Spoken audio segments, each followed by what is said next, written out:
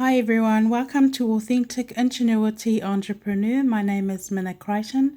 I'm the narrator of all my video clips, and I'm consistently at the moment making the most of my time and schedule before I get locked down on other projects, just putting up evidence for my criminal case and the exhibits that's actually in the courts at the moment.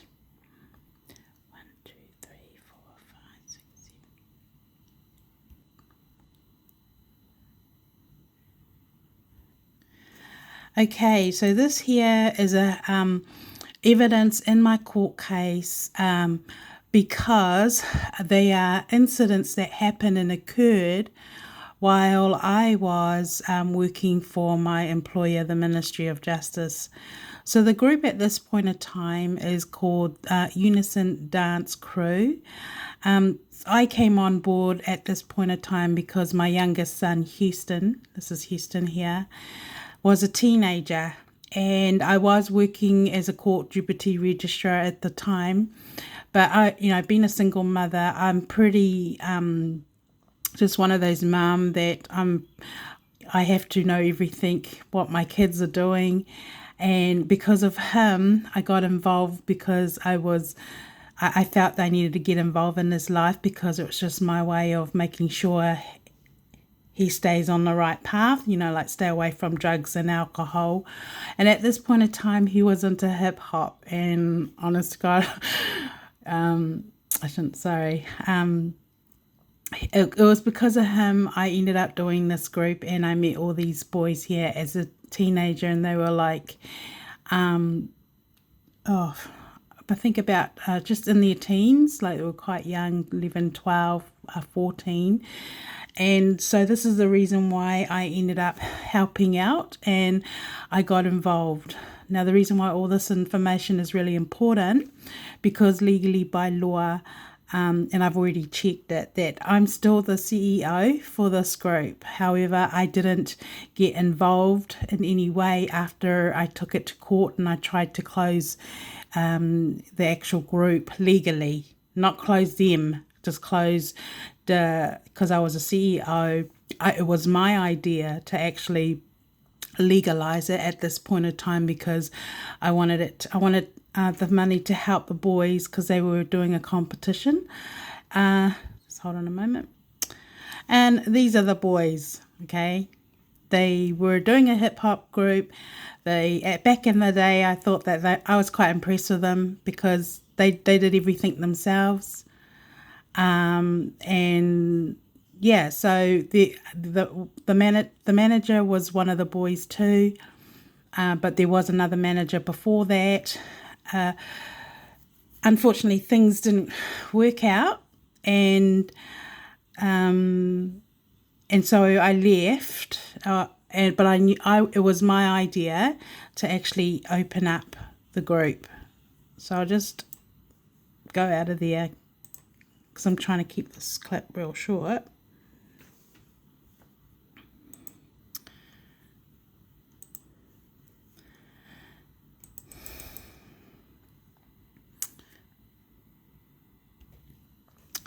So going back to 2010, you see the date, 8th of April 2010, I legalized the group for the purpose to get some funding. So it was my idea to legalize it and then go through the process for the funding, because I felt the boys were really good, and they were good. They were very good. And so I was the one who did all the legal side of it. And so this here is the actual legal certificate, okay? And it was my idea to legalize it, but it wasn't my idea to start up the group. Okay, so I just, in fairness, and they asked me to help them, and my sons at the time were quite young too, said, "Mum, help them." And with that, I volunteered to do it. But keep in mind, I had all other commitments going. I had my full-time job going, which was, busy all the time in my own family life, and then I had, so it was a full-on thing. But so I just did this voluntarily on the side, and nobody paid me, okay? But I was trying to look at ways of getting funding for the boys, because the competition meant that if they won the Worlds, they get to travel and go overseas. But they needed money to be able to do that. So I did a lot of research, and then I got the idea to actually turn the group into a non-profit organisation where that's available to support people representing New Zealand, and the boys actually fit in that group because they were New Zealand, because they'll be representing New Zealand. So here it is. I legally did it. This is the guy. His name is Neville Harris. I went through all the process. I passed all the documentations and putting it together, and I got the certificate, which is right here. I had to put everything together myself. It took me hours and hours and hours of research. So this is what I was doing behind the scene. The boys didn't know any of this was going on. The other manager knew it was going on. Her name is Bernie Faal. And then, so I did everything, and I passed the procedure, and it became legal and stuff like that. So that's all these legal documents in there. So what I'm trying to do, and why this information was important, because I'm trying to clear myself from any wrongdoing or from any fraudulent. I knew that, keep in mind that somebody stole my identity while I was working. Okay, that's in the police report.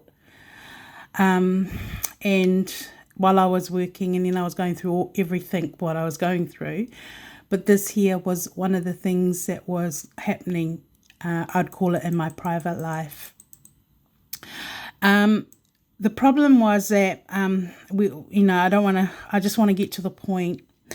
But this here is definitely in my statement of claim for the Ministry of Justice. Okay, so every single incident that happened to me in the moment, people can just say, they're just facts, okay? But that's actually real life evidence I'm basically describing what happened, submitted evidence in exhibit, okay? The case officer at this point of time, her name was Amy Bell. She was a court deputy registrar. And at this time, she was the one case managing the cases. My concern has been that I have gone back and I've deleted a lot of things to do with me. But why this is a big deal is because I knew that somebody has stolen my identity, and someone had been using or claiming, the funds under my name, and then defrauding government money, funding money, and still using my name. So I did everything, all the admin. I did even the IRD. I did everything to the letter. I even got an accountant, because I was just starting off. But somebody else had greedy eyes on what I was doing, and they stole it. Okay, I can't say who stole it, because that's for the Serious Fraud Office to find out who stole it. Now, the referee was this guy here, Clayton Luke. I did everything correctly. I went through the same old scenario that I've been going with all my court cases. Even though I've done everything right, that to them I'm not doing anything right. And so they're just giving me the runarounds, and before you know it, nothing gets resolved, and I'm like doing all these legal work, and somebody else gets to steal it for free. And that's exactly what's happened historically with me with everything. But while I was working for my manager at the time, there were people involved in the other groups, okay, doing with the dance crew. But I was really outnumbered. all I wanted to do at this point of time, they actually kicked me out. They set me up, used me, kicked me out. So from my point of view, what I had to do was I had to close the group. Not close, I mean, they could still continue operating, blah, blah, blah. But legally, I had to close it because of the funding. All it needed was 6 months for it to mature, and then they can go and take money, apply for funding. And I believe that's what's happened, and that's I can prove that because I started getting inland revenue money, inland revenue sending me statements that I owe all this money under this name of this group. Yeah, I hadn't had anything to do with it while I was working, when I tried to get it closed at the, at court. The court staff sabotaged my case.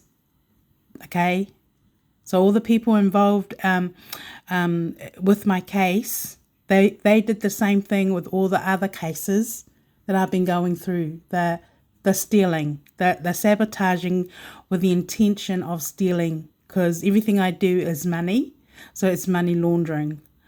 And not only that, they were lying to me. The court registrars who served me, I don't know where they are now. But somebody did continue using the group under my name. They may have changed the name, but I do have reason to believe that beneath the hour was being used. There was other managers involved in that, but that is the truth of what actually happened. And I have a reason to believe they also were all behind what I was going through with the sabotaging, pinning me down, and the stalking. And I believe also, because I see them. I see some of these.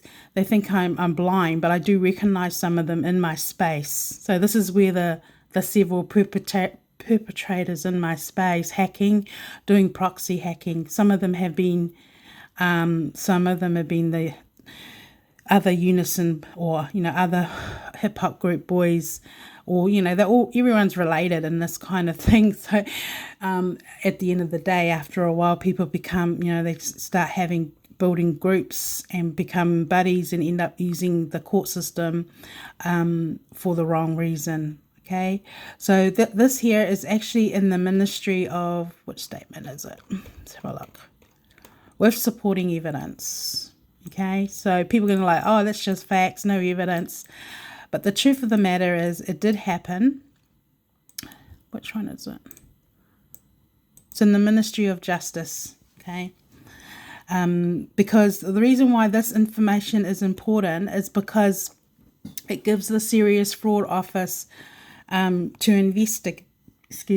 actually investigate my issues. Okay, so I'm contesting everything that I'm proving to the government, to the court, that people have actually taken advantage of me while I was working, and everyone's just taken advantage of me and used me for money laundering.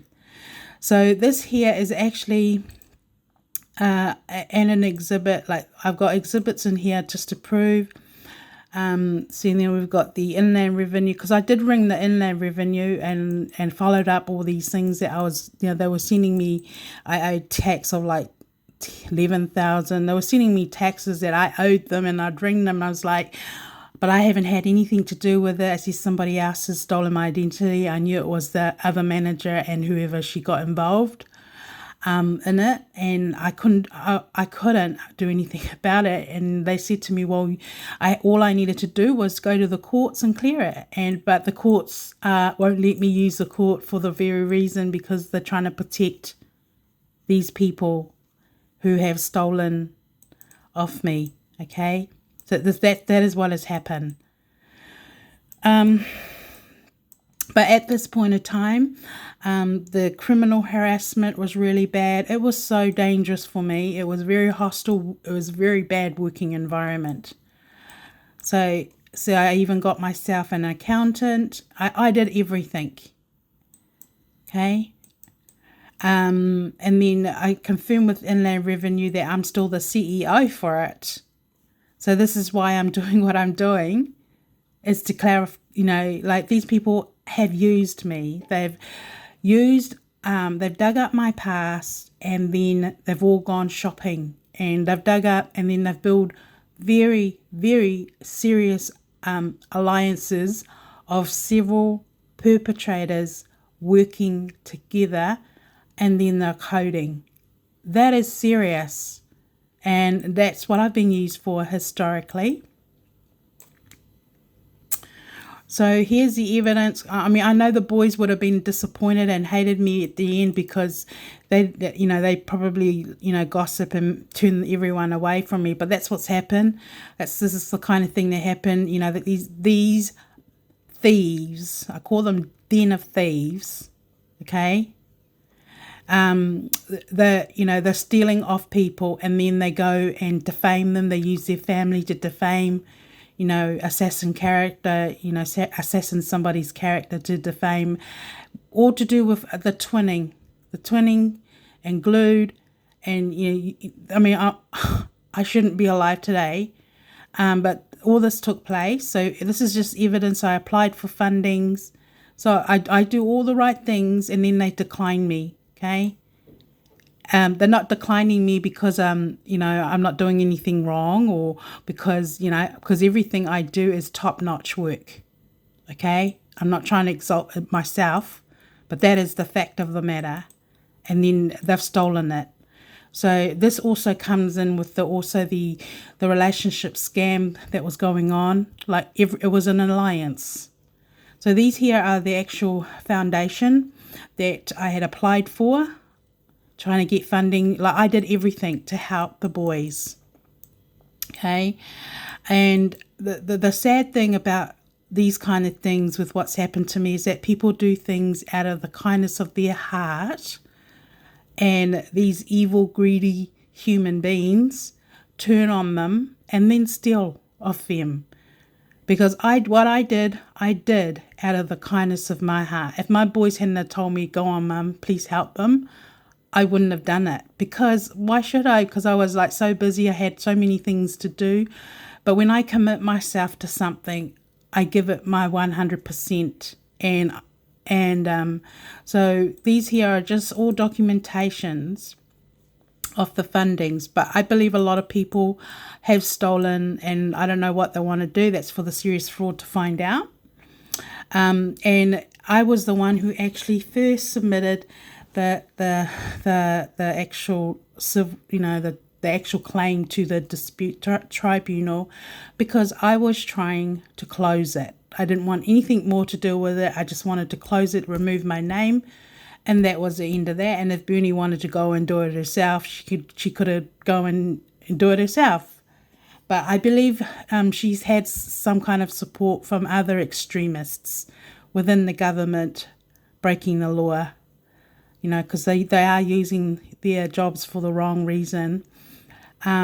So this is what's been happening. So I'm the honest person. I'm the one trying to seek intervention and trying to protect my property, whatever it may be, my entity, and then the alliance, or all supporting the defendant, supporting the people that's going to steal it, and then they twin switch, and that's the reality of what happened. So I was the one who did this, and I was also having problems with the referee. I felt the referee was being undermined during the process, because they were trying to help Bernie, because this is what they're doing. They're like, that everyone's moved by emotions, and everyone wants to feel sorry for her. She has how many kids? Because this woman has I think 6 kids, and she was on the benefit, and I had a lesbian girlfriend. I didn't even know she was a lesbian, but I didn't care about stuff like that. At the time when I helped the boys, I just was helping the boys, nothing else, because what people do in their private life is their business. But this is but part of the reasons why I believe I went through secret societies doing what they're doing to me. Okay, and then I got poisoned at work in 2010, and then I had the car accident. I got a neck, and it was horrific. All right, and at the same time, I'm scared as hell for my family, which I ended up splitting my children up in 2010. So this is what happened. Okay, so these people are retaining other people's ideas, using their job, and I have a reason to believe they've stolen, done things in a fraudulent manner, and using their jobs, and then using the surveillance and the public to keep an eye on me, to make sure I don't fight back legally, just keep me isolated. And this is what I've been going through by myself all this time. See? So this here is a unison dance crew, and the first hearing that I had at the disputes tribunal, the referee said to me that I had to, first of all, get proof if I had legal right to take the group. But I am the CEO. I'm the one who did it. Okay, I knew I was, but this is what I'm going through with everything. But anyway, I did do that. I went and I got me an opinion with I went and saw a lawyer, Corbin Revel, and he came back to me and he confirmed that I was correct. I knew I was correct. But these people were just taking advantage, there's personal involvement. They're cheating, and they're stealing. So this is where the twinning, everyone's twinned and then they switch. So they all help the defendant win, but it wasn't her idea to legalize it. It was I did everything correct. But the court registrar at this time was, she was a case manager, was Amy, but even the court registrars, they were all involved in it. Was some kind of big, corrupt system thing going on behind the scene. So I just mentioned that. So because of the personal, everything going on in my personal profile, everything in my personal profile definitely 100% falls under the Trafficking in Persons Crimes Act of corporate bodies or individuals, okay? And the penalty is 20 years. How I've survived that long, I don't know. Everything is a lie. Okay, so I'm the actual original, and that's why they try and silence the original from telling the truth, because the truth is the original is going to tell the truth as it is. And their evidence is fraudulent because they're cheating. They're cheating, and they're just they're using, they're recording, that they're doing all the wrong things to do their evidence. This here is my my daughters, my daughter and my daughter-in-law, and this is our Prime Minister John Key. And this here was at a function at where I took the boys, and we were kind of just starting out, okay. But this here was taken at some kind of function. The boys did a dance in front of the Prime Minister. John Key was the Prime Minister. So this is way back in 2010. So basically, I'm a victim of human trafficking in persons. And the only way you can actually really, combat human trafficking is through the criminal procedure, or, to get a top-notch lawyer to represent you and do your case. But these people, they've taken advantage of somebody. They really have.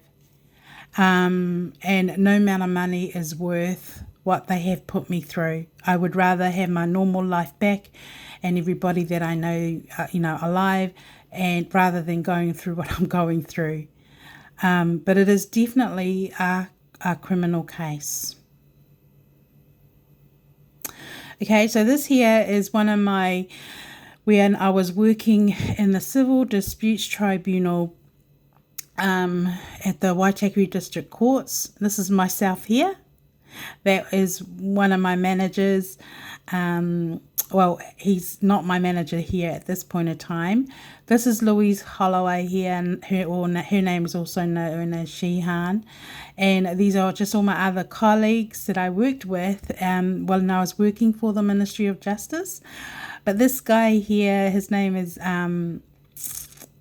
Mark Devereaux. And I got my job working for the Department of Courts, and he was actually on the panel when I went for a job interview. So I got the job working for the Departments of Courts, just like anybody else, without cheating or anything. Back in the days, it was easy to, the way you can find jobs back in these days was through the Herald or the paper. And that's how I got the job application, and then I just put in my CV. I got shortlisted for this job, and he was on the panel, him and another lady, and I made it. I made it through. Now, the amazing thing was, I have to tell my story as it happens, is that I had actually been going through a lot of several job interviews before this job, okay? My circumstance had changed, and I was working for the Departments of Courts at this point in time, and I was living out in another state, and it takes like half an hour to drive to work, and it was a permanent job, okay? But I needed to find a job closer to home because I had to relocate because circumstances forced me to relocate. And then so I this, after like nearly going through so many job interviews, I had a small family, and I had to travel miles away just to go to work and that, and single mum too at this time. So when I got the job interview with the Department of Courts, I thought to myself, okay, this is going to be my last job interview if I don't get it, because like I was so tired, I was so exhausted, and trying to find a full-time job. I thought I'd give it a break if I didn't get this job interview or get this job. I was going to take a break because I was a bit burnt out. So I went to this job interview, and then this guy rings me up, and he says, "Oh, hi, Minna. My name is," and he said his name, and I said, "Oh, hi," and then he goes, I just wanted to ring and let you know that you've made it through to the panel. If you could come in for an interview." And I said, "Oh, yeah, sure." And I went. I was, really excited. He told me where to go. And so I had to go for the job interview at the Auckland District Courts. And at this time, it was called the Departments of Courts. And so I went to the interview, and everything really went really well. I felt I did quite well. And then I went home, and he said to me, "Is it okay?" Oh, hang on. No, what he said? He said, "Oh, we'll ring you. And after we interview, all these other people they had." So the next week he rings me at work. I was working at my job, and he said, he said that I didn't make it through to the job, okay, but he said that he was really impressed with the interview and everything else. He said that the criminal jurisdiction were looking for court deputy registrars to, they had a job there that nobody wanted to stay, and like the turnover was not good, and but there was definitely a vacancy. And he asked me if it was okay if he could give my CV to the manager. And I said, Yeah, sure, but I was discouraged because I thought, I'm not gonna get in. I just thought he was just being nice. I says, yeah, sure, that's fine, and but he was very nice, and but I was discouraged. I didn't expect anybody to ring me and let me know that I got my job. But the week after he rang, the manager rings me, and she said it was a she, and she asked me if I could come in for an interview. And so I went in for an interview, and I was really nervous. And I didn't even know what kind of job I was doing, but I went for the interview. But she was pretty impressed. I had the background, okay? So I know these people, have all their what they want to, how did she get the job, how you need qualifications, stuff, blah, blah, blah. But this is how I got my job, okay? The reason why I got my job was because I was already working for the government. I had also did an advanced certificate in business administration. I did that before I even got my foot in the door in any government job. But I also had good work ethics. I had, I'd worked when I could. And so the manager at the time said to me, "Look, we got really good, recommendation that they were impressed with my interview, and they wanted to give me the job, but somebody else got the job within the company, because back in the days, back then, the people internal got first option other than people from outside." Okay. So that's how I got my foot in the door. She offered me a job. She said to me that what I'll be doing was I was going to be a deputy court registrar for jury trials depositions. I couldn't even pronounce it. I didn't even know what it meant, but I was happy that I was gonna be doing this job, and I was so happy because my home life was very difficult. I had 3 young kids, and and the traveling, early hours in the morning, and then coming back at late, all that kind of was concern when you're a mum. But yeah, so God opened the door to this, and that's how I got my foot in the door working for the Department of Courts. But I didn't know what the job title meant, and that's another story on its own. Okay, so, but I did have the background. What I'm trying to say here is that I didn't break any laws, and the people that hired me didn't break any laws, and I just believe God opened the doors for me, and I said yes because I was excited because it meant traveling was going to be that's going to be shorter for me to help out with me and my family. I was a single mom with 3 kids, young kids, and so that's how I got my foot in the door working for the government with the Department of Courts, and I worked hard. I focused on my job. It was that kind of a job. You either sink or swim. You learn quickly or you leave. And I did start the job with another guy at the same time, and he only lasted 4 hours because it was that stressful. And if I went on to more about the description of what I found, it was, I nearly left myself, but I didn't. Right, I'm going to quickly just go over more evidence. Okay, so here is a crime scene. This here is the Waitakere District Court. It's a level 2 in when I was working for the Ministry of Justice at this time. Okay, so this is level 2. Why is it crime scene? Because this is where I met Heather and Angela Jones. And this is Heather Hughes. And these 2 girls are my work colleagues, okay? But they were witnesses to when I took the flu injection, okay? So basically I'm bringing up the facts live with evidence, so that there is in my statement of claim, that these two women were witnesses to when I took the flu injection in 2010, that I know it poisoned me. And this here is Iko Haronga, and I don't know who this female is, okay? But can you see how she's taken a photo with a friend? It didn't mean anything to me back then, but it's actually looking back to what I've gone through with the twinning and switching, and, you know, everyone's used her name. And I did work with her. She was a police prosecutor and I was a court deputy registrar.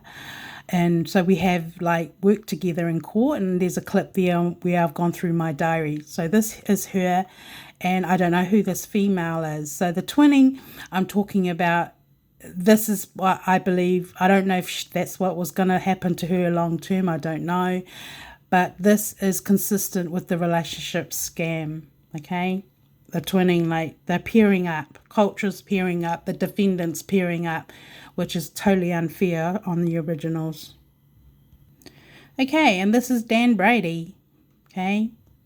So her and Echo's in this triangle, love triangle, I don't know what they want to call it, but this is Dan Brady I'm talking about. He's the one who signed the, you know, he was involved in this. He's also my manager.